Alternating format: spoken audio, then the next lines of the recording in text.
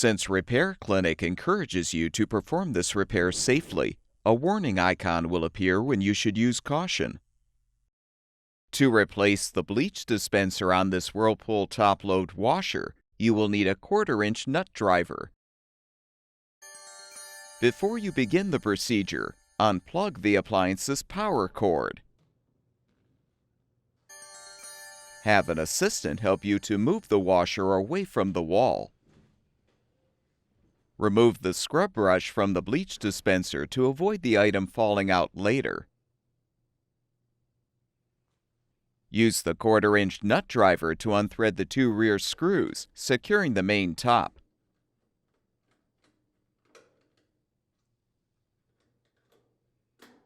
As well as the screw securing the access plate. Remove the plate.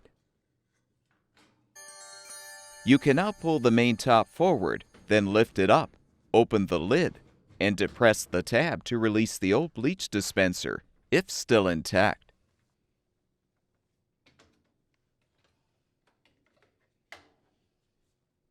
To install the new bleach dispenser, align the rear tab under the main top, then snap the component into place. Reposition the main top.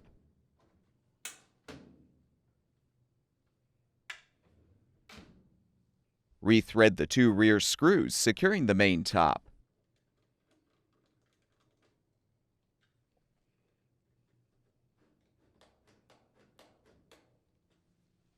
Realign the access plate and secure it with the screw.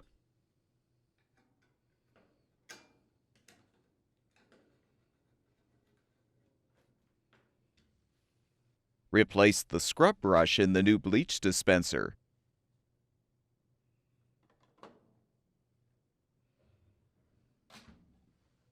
Move the washer back against the wall.